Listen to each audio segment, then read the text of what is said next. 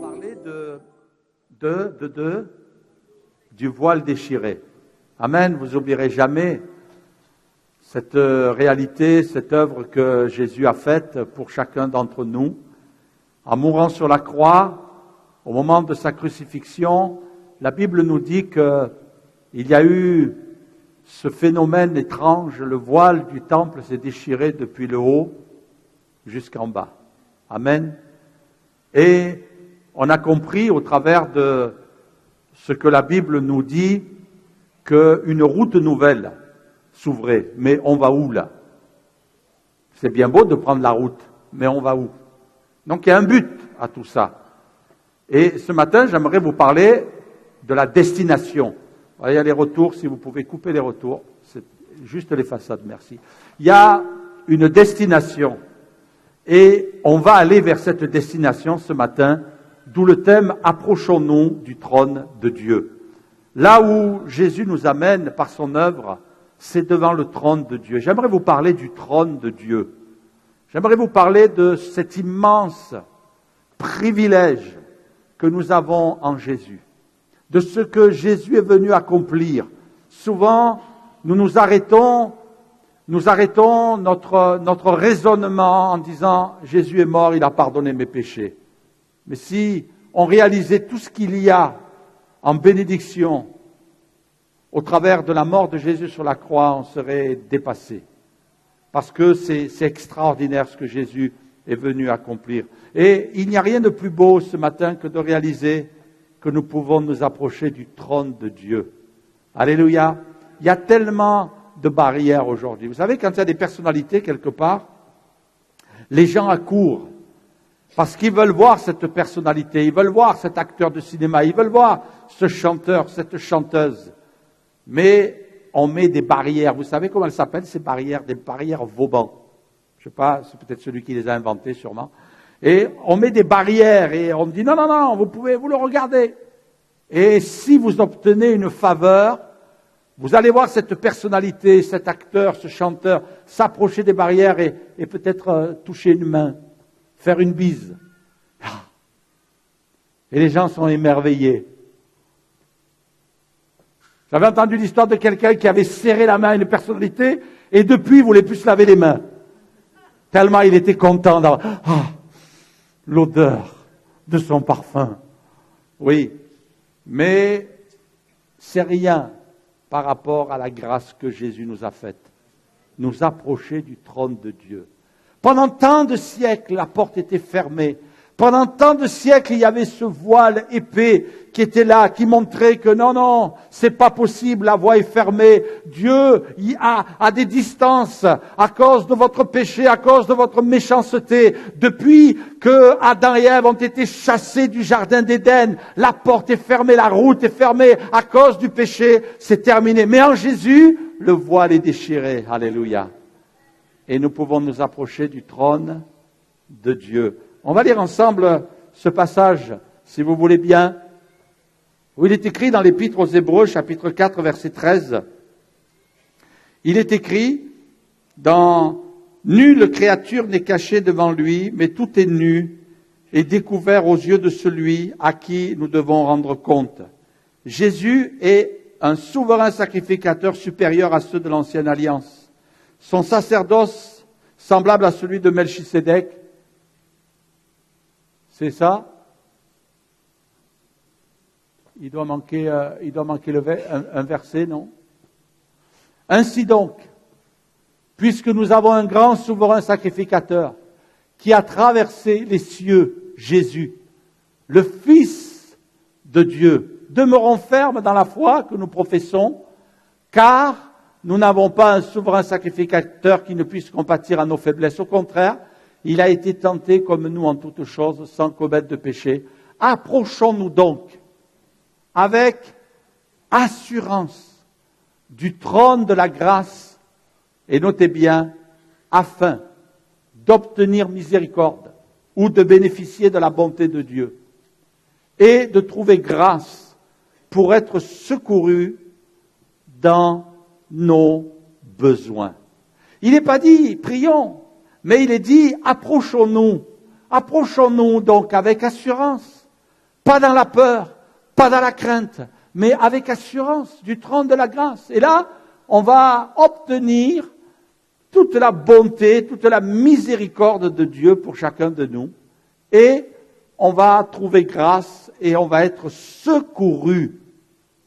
Amen.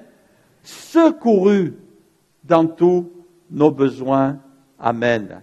Le voile déchiré. Je me suis posé la question cette semaine parce que quand je prêche, je médite aussi, et puis j'ai médité là-dessus. À quel moment ce voile s'est déchiré dans le ciel? Je me suis posé la question, je me suis dit, parce que la Bible nous dit que le temple, le tabernacle, c'était une représentation de ce qu'il y avait dans le ciel. Et puis j'imagine un voile aussi dans le ciel, spirituel, pas physique. Mais à quel moment, dans le ciel, ce voile s'est déchiré? Est-ce qu'il s'est déchiré exactement au même moment où celui qui était dans le temple s'est déchiré? J'ai réfléchi là-dessus un petit moment, enfin j'ai médité, parce que réfléchir sur la parole de Dieu, ça s'appelle la méditation.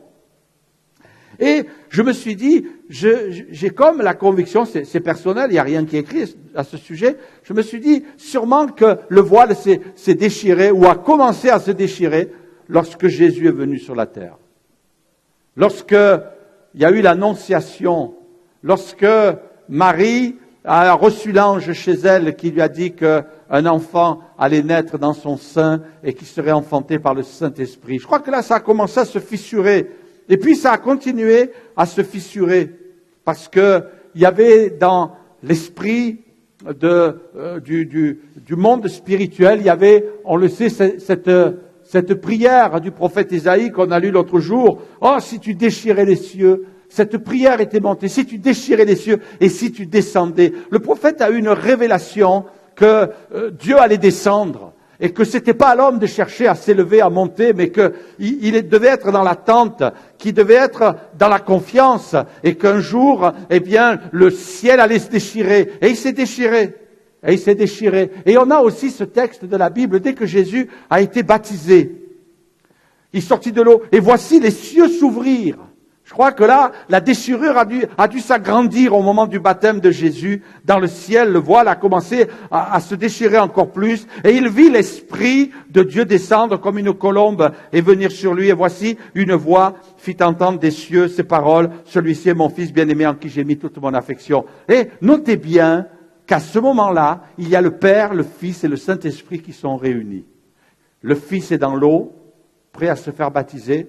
La colombe va descendre, le Saint-Esprit, et puis la voix du Père qui va retentir, celui-ci est mon Fils bien-aimé en qui j'ai mis toute mon affection. Vous ne croyez pas que les cieux là étaient ouverts?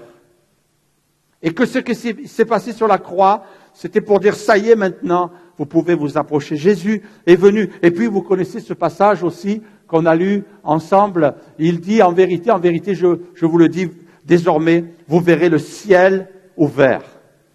Amen. Désormais, vous verrez le ciel ouvert et les anges de Dieu monter et descendre. Alléluia. Monter et descendre au-dessus du Fils de l'homme.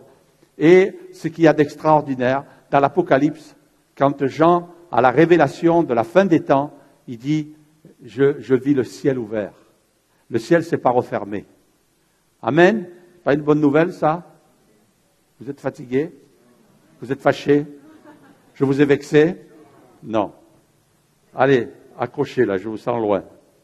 Le ciel est ouvert. Et ce matin, on va aller près du trône de Dieu. Premièrement, pourquoi s'approcher de Dieu? Pourquoi s'approcher du trône? Moi, je crois vraiment que Dieu ne nous attend pas dans son palais céleste, mais je crois que le trône de Dieu est descendu. Et ce matin, j'aimerais vous en faire la démonstration. Le trône de Dieu est descendu. Est-ce que tu réalises ce matin, le trône de Dieu est descendu, le trône de Dieu est au milieu de nous. C'est pour ça que quand on est sauvé, on rentre dans le royaume de Dieu. Parce qu'il a fait de nous un royaume. Apocalypse. Il a fait de nous un royaume, il a fait de nous des sacrificateurs. Alléluia. Alors on a accès à ce trône. Et ce trône est descendu du ciel en la personne de Jésus. Amen. Et j'aimerais vous parler d'une femme adultère dont vous connaissez l'histoire. Cette femme a été surprise en flagrant délit d'adultère, et puis les religieux de l'époque ont amené cette femme et ils l'ont jetée aux pieds de Jésus. Et il est marqué, alors s'étant relevé et ne voyant plus que la femme, parce que Jésus avait dit que celui qui est sans péché jette le premier la pierre, et accusé par la conscience, du plus âgé jusqu'au plus jeune, ils se sont tous retirés. Alors, Jésus va dire, eh bien regarde, Jésus lui dit, où sont ceux qui t'accusaient?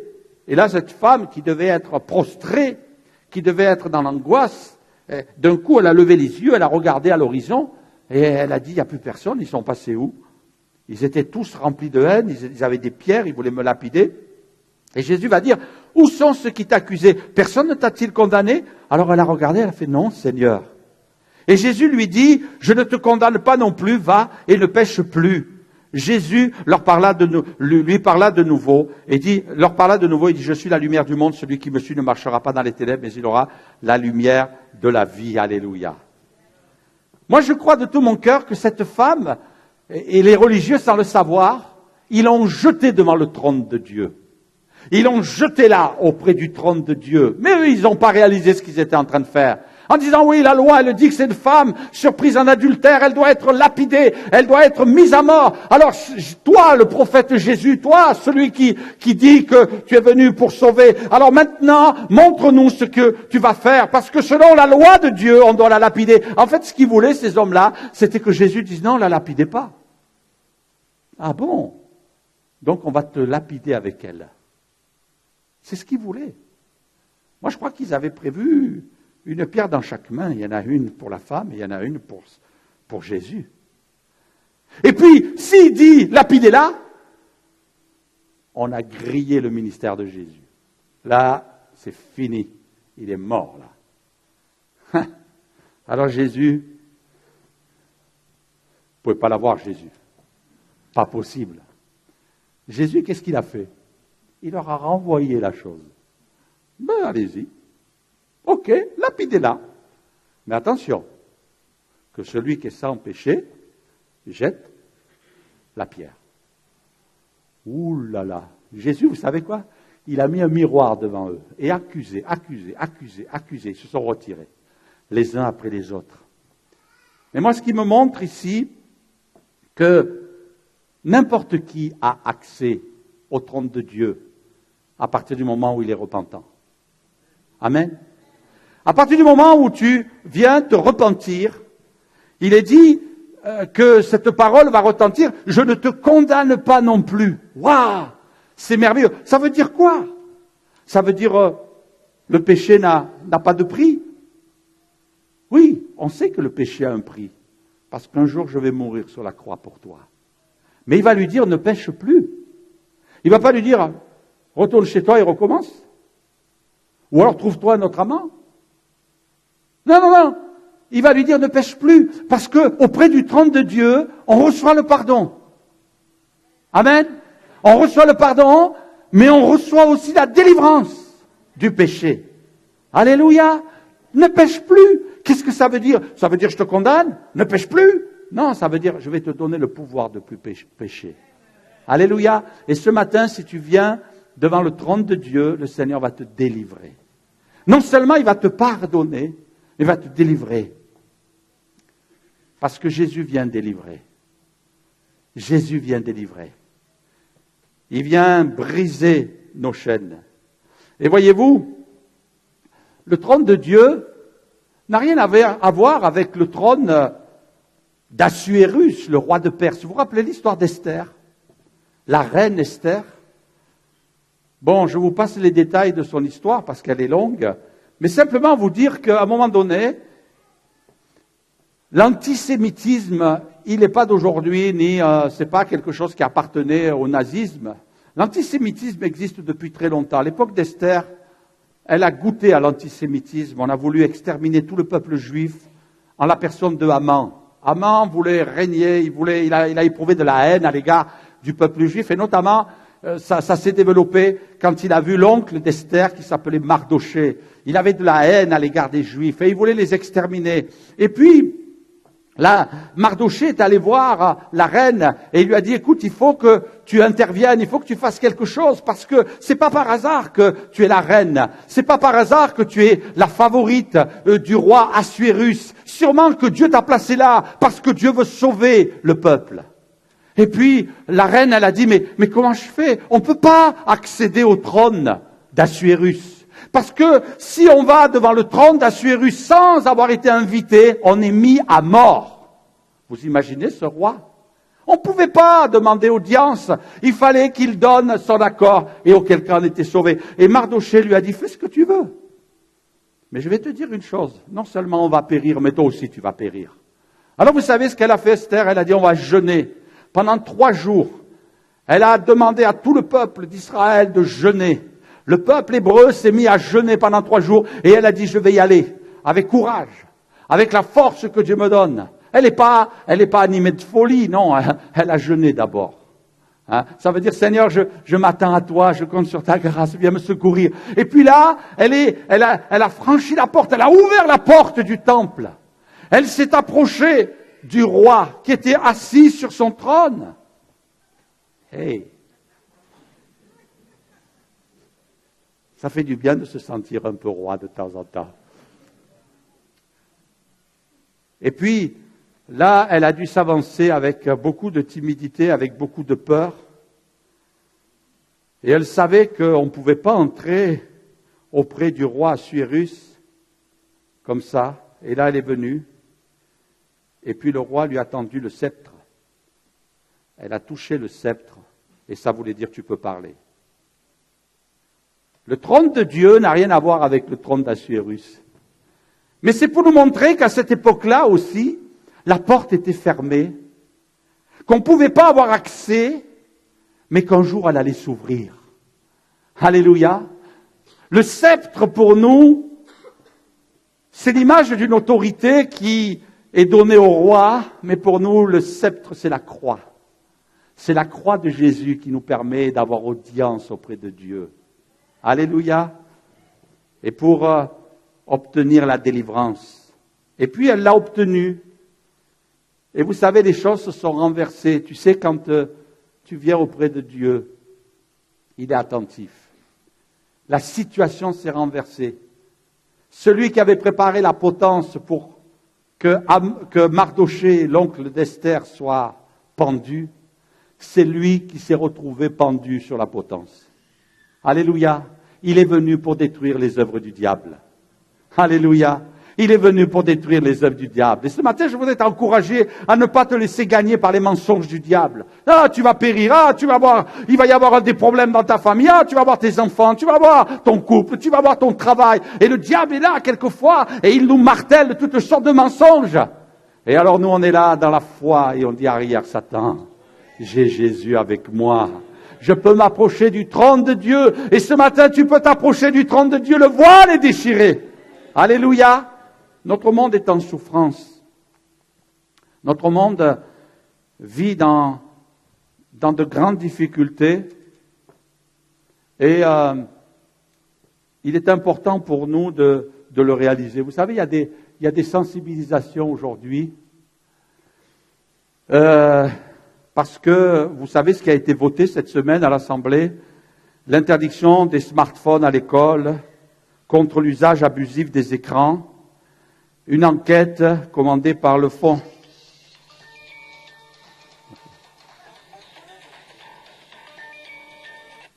Mourad, il me joue des tours.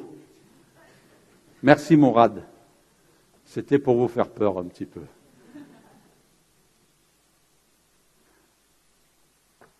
Je ne veux pas me laisser vaincre par cette petite boîte.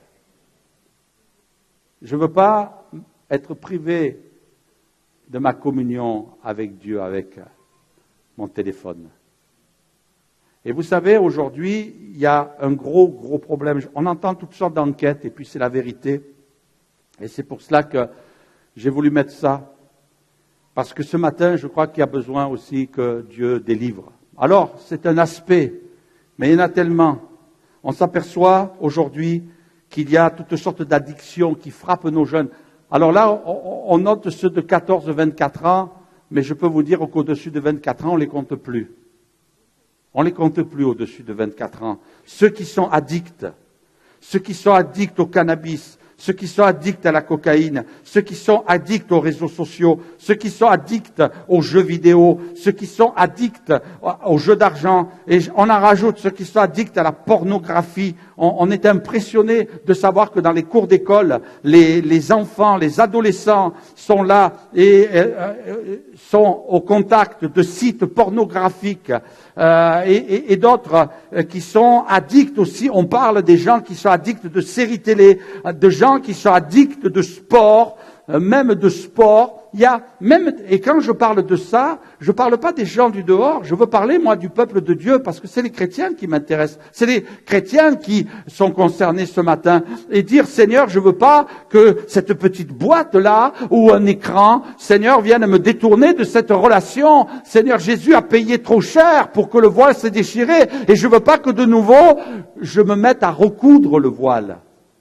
Et être privé de la gloire de Dieu. Parce que c'est pas parce que je suis ici ce matin que je suis en communion avec le Seigneur. C'est vrai, il faut se battre. Il faut se battre contre ces addictions. Est-ce que vous saviez que le cannabis va engendrer une quantité considérable de schizophrènes?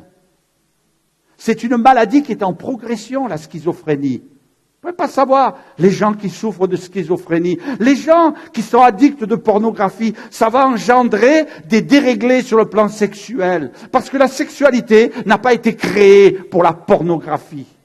Ou pour le porno, comme vous voulez. Non, c'est un acte d'amour, la sexualité, que Dieu a créé pour que des couples soient unis dans le cadre du mariage. C'est ce que Dieu a prévu. Non pas de dire je vais coucher avec et je vais regarder et je vais apprendre. Non, ce sont des choses qui sont pas bonnes parce que non seulement ça révèle un angle très mauvais de la sexualité, mais ça va générer des troubles dans le comportement sexuel et des troubles dans les vies de couple futures. C'est ce que tu veux? C'est ce que nous voulons? Alors il faut y aller. Mais Dieu dit, non, c'est pas ce que j'ai prévu pour toi. Moi, ce que j'ai prévu pour toi, c'est le plus beau, le plus merveilleux. C'est important que des jeunes s'abstiennent. Faut pas avoir peur. Un jour, je disais aux jeunes, peut-être je vais vous paraître cru ce matin, mais je disais aux jeunes, moi je me suis converti très tôt. Eh bien, il a fallu lutter contre cette sexualité débridée, et puis on a mené le combat. Et je disais, vous inquiétez pas, je me suis marié à 25 ans et ça a marché. Hein. J'ai eu 2 enfants, et le reste, je vous passe les détails. Mais ça marche. Il y a des jeunes, quelquefois, ils ont peur, ils disent, il faut voir si ça fonctionne bien. Mais t'inquiète pas, ça va fonctionner. Mais laisse ces choses-là un petit peu au repos. Laisse ces choses-là en attente. Et quand ça sera le moment, eh bien Dieu va te bénir. Il veut pas que tu sois déréglé dans ce domaine-là. Il y a tellement de gens qui sont addicts aujourd'hui, mais ce matin, comme cette femme adultère s'est approchée de Jésus, elle a été jetée à ses pieds avec une condamnation parce que le diable, lui, il aime bien passer des couches. Hein? Il t'entraîne dans le péché et après il t'accuse. Parce que c'est un accusateur. Alors tu n'es plus en paix avec toi-même. Tu n'es plus en paix, tu es travaillé, tu dis ça va pas. Et pourquoi ça va pas? Parce que tu as le Saint-Esprit. Mais si tu continues, le Saint-Esprit va te quitter. Et le voile va être recousu. Et puis, ta destination, ça peut être l'enfer. Même si tu as été baptisé. Faut pas être léger avec ces choses-là. La Bible nous montre que cette femme, elle était prête à être lapidée parce que la loi, elle disait qu'il fallait qu'elle soit lapidée. Parce que la loi de Dieu, aujourd'hui, ne nous dit pas qu'on doit être lapidé, mais elle nous dit tu vas être privé de la gloire de Dieu pour l'éternité. C'est pire que la lapidation. Mais Jésus a dit à cette femme, le trône de Dieu, tu peux être secouru. Va et ne pêche plus. Et ce matin, le Seigneur te dit, va et ne recommence plus. Mais pasteur, j'y arrive pas, je suis addict. Eh bien, ce matin, on va prier pour tes addictions. Alléluia. Qu'est-ce que c'est ton addiction? Je ne sais pas, j'espère que tu n'en as pas, mais peut-être il y a quelqu'un ce matin qui est venu et qui a des addictions. C'est quoi ton addiction? L'alcool, la drogue, le cannabis, la cigarette? C'est quoi? la pornographie, Internet, les jeux, en réseau. Hein? Mais Jésus vient te délivrer. Alléluia, parce qu'il t'aime. Et au lieu de tomber dans ces travers, tu vas être fier. Ah, Seigneur, c'est merveilleux, je peux me garder. Et puis, pour les plus jeunes, les ados, les jeunes, eh bien, je veux faire un cadeau à celui ou à celle que tu me destines, Seigneur. Je veux lui faire cadeau un corps qui n'est pas sali, un esprit qui n'est pas sale. Vous savez, j'ai vu toutes sortes de cas et je peux vous dire ce matin que ce n'est pas banal. Et puis, tu es jeune, mais peut-être tu es un adulte aussi dans la vie. Et je peux te dire que là aussi, il y a des gros problèmes. Il ne faut pas laisser ces choses-là te gagner. Jésus a dit à cette femme, va et ne pêche plus. On peut s'approcher du trône de Dieu pour déposer nos fardeaux. Quelquefois, nos épaules sont écrasées. Quelquefois, on est comme dominé. Et là, je revois une scène dans les évangiles qui est extraordinaire. C'est quand les 4 hommes ont amené l'ami paralytique au pied de Jésus. Alléluia. Regardez ce qu'il est écrit. Des gens vinrent à lui, amenant un paralytique porté par 4 hommes. Comme ils ne pouvaient l'aborder à cause de la foule, ils découvrirent le toit de la maison où il était et ils descendirent par cette ouverture. Moi, j'imagine le ciel qui s'ouvre. C'est bizarre l'imagination qu'on peut avoir quelquefois. J'imagine que ces 4 hommes-là, ils sont en train d'ouvrir le ciel. Alléluia. Est-ce qu'il y a des chrétiens de cette nature-là qui, par leur prière, sont en train d'ouvrir le ciel à quelqu'un qui est pécheur, à quelqu'un qui est condamné, à quelqu'un qui a besoin de vivre le miracle, parce que on prie pour lui, alors il y a cette ouverture, alléluia. Dieu est tout-puissant. Donc ils ont ouvert le toit, et ça nous parle aussi du ciel. Et par cette ouverture, ils ont descendu le lit du paralytique qui était couché, et ils l'ont déposé aux pieds de Jésus, auprès du trône de la grâce. Ils ont compris que Jésus, c'était le trône devant lequel on pouvait s'approcher. Vous savez, on se laisse vite arrêter quelquefois, mais Dieu nous invite à persévérer. Et Jésus, voyant leur foi, quelqu'un disait, le temps des miracles, il n'est pas passé. Mais c'est le temps de la foi qui est passé. Et c'est vrai que quelquefois, on a perdu notre foi. Et notre foi qui nous amène à du courage, à de l'ardiesse, à oser faire des choses. Bien sûr, pas des choses qui sont de l'exubérance, mais des choses qui correspondent à ce que Dieu a prévu pour nous. Et puis, Dieu voit la foi. Et Dieu honore la foi. Parce que la foi, ça honore Dieu. Parce que la foi, c'est le langage que Dieu aime. Quand il y a un cœur qui est rempli de foi, oh, ta foi est grande. Ta foi est grande. Parce que la foi nous amène à insister. Le temps des miracles n'est pas passé. Et que lorsque Jésus a vu leur foi, il a dit aux paralytiques. Il n'a pas vu la foi du paralytique, il a vu la foi des amis. Vous savez, Dieu veut bénir ta famille à cause de ta foi. Dieu veut bénir ton entourage. À cause de ta foi, quelquefois on dit, oh, ben ils ne croient pas en Dieu, comment Dieu peut les bénir? Mais si tu pries pour eux, avec foi, eh bien Dieu va les bénir. Dieu va agir. Et tu dois avoir de la confiance pour ton conjoint. Tu dois avoir de la confiance pour tes enfants. Et tu dois prier. Et tu ne dois pas te lasser. Tu dois continuer à prier. Même si le diable les a ravis. Même si ils ont connu Dieu et ils sont devenus des gens qui sont des rétrogrades, comme on les appelle souvent dans nos églises. Je prie et je ne me lasse pas. Ah, il y a des fois on est découragé. Il y a des fois on est peiné. Il y a des fois on est triste. Des fois on pleure aussi pour eux. Mais ça fait rien, on se reprend et on continue à prier. Voyant leur foi, Jésus s'est adressé aux paralytiques. Voyant ta foi, le Seigneur va les toucher. Le Seigneur va les bénir. Amen. Mon enfant, tes péchés sont pardonnés. Et vous connaissez l'histoire. Or, afin que vous sachiez que le Fils de l'homme a le pouvoir de pardonner le péché, dit-il au paralytique, lève-toi, et va dans ta maison. Et le Seigneur est celui qui agit et qui œuvre. Alléluia, on veut le bénir. Dieu nous dit dans sa parole,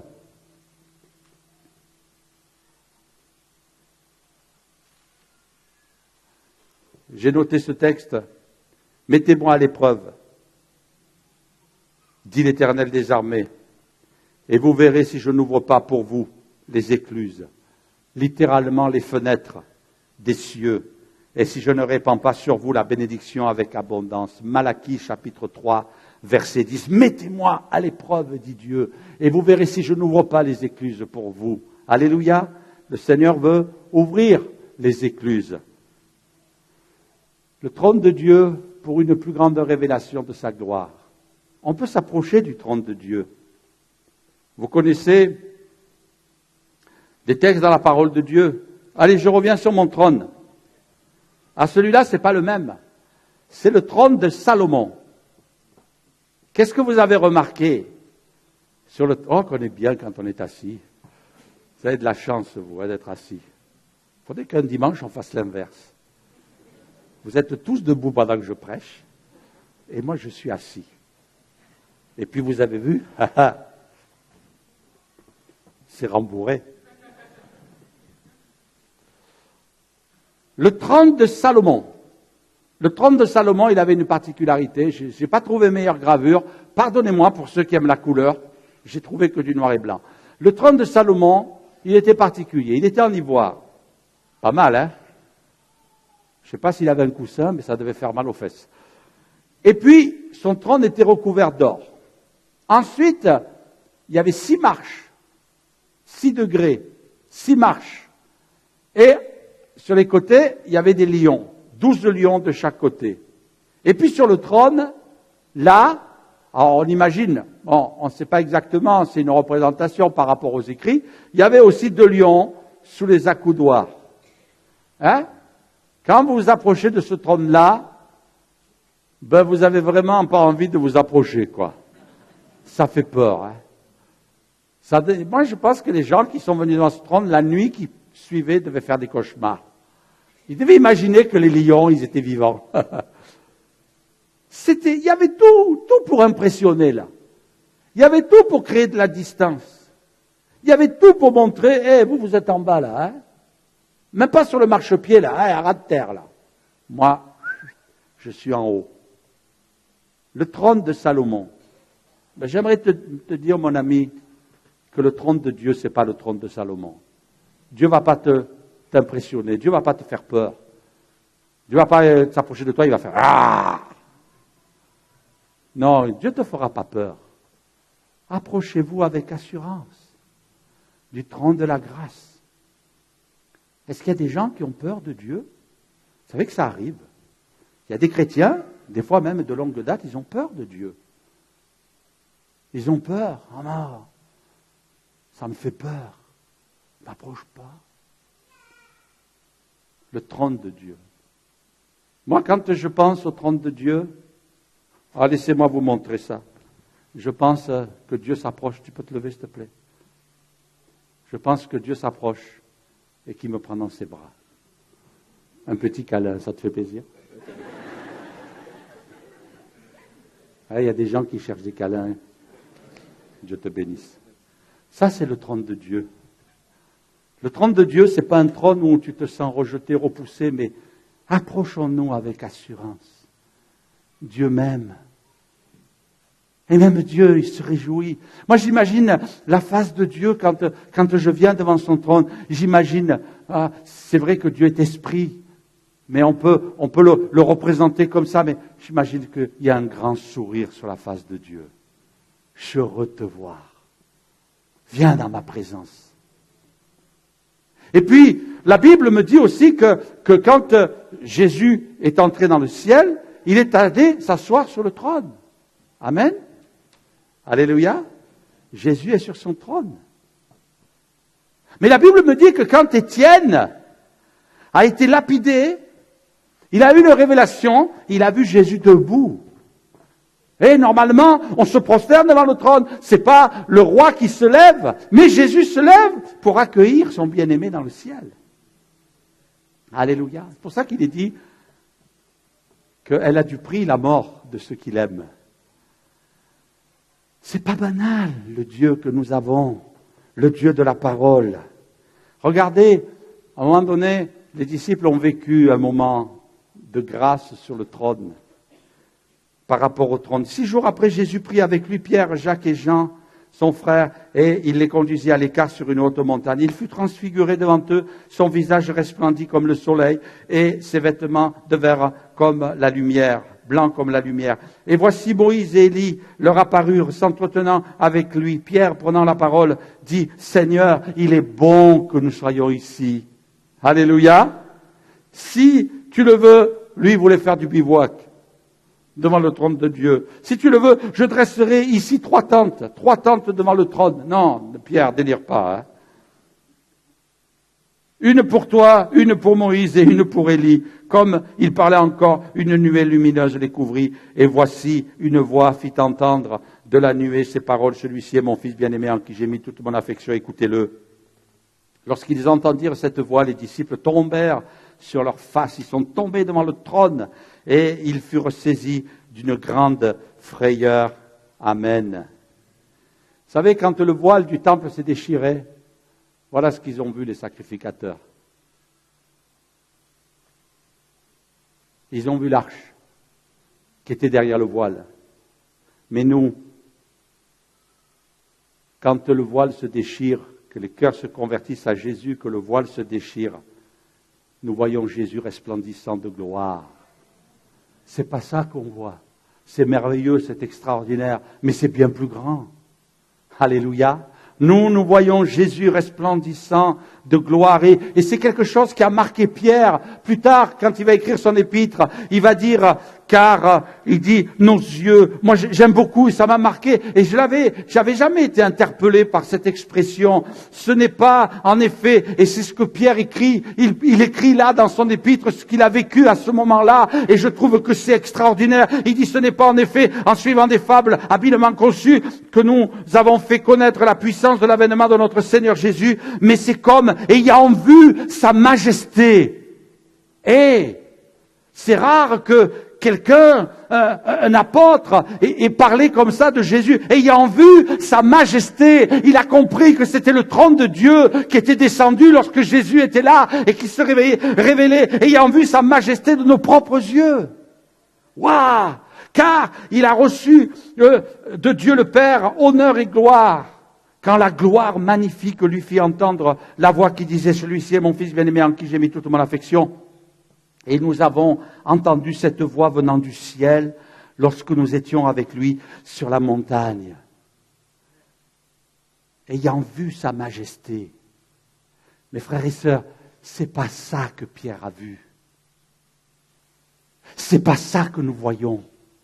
Pourtant, pendant des milliers d'années, les sacrificateurs, enfin du moins le souverain sacrificateur, une fois par an, il entrait dans le lieu très saint. Une fois par an, il n'y en avait qu'un seul, le souverain sacrificateur. Il avait du sang là qu'il apportait devant l'autel, devant l'arche. Et puis, c'est l'image qu'il avait. Mais mes amis, le voile est déchiré. Et pour nous, c'est plus cela que nous voyons. C'est sa majesté. Amen. Sa majesté. Je voudrais inviter les musiciens à me rejoindre. On va terminer. Et ce matin, j'aimerais qu'on reste un petit peu encore dans la présence de Dieu.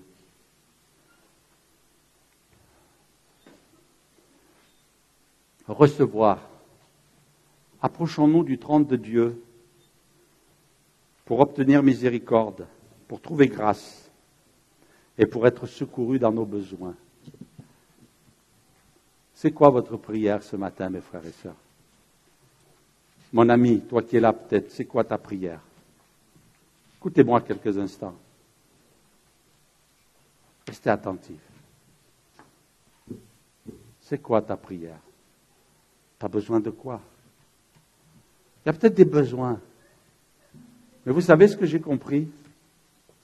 C'est que depuis que je suis chrétien, j'ai toujours besoin. J'ai toujours besoin. J'ai besoin que le Seigneur entende mes prières. Mais j'ai besoin de lui. J'ai besoin de sa présence. J'ai besoin de son amour. J'ai besoin de sa tendresse.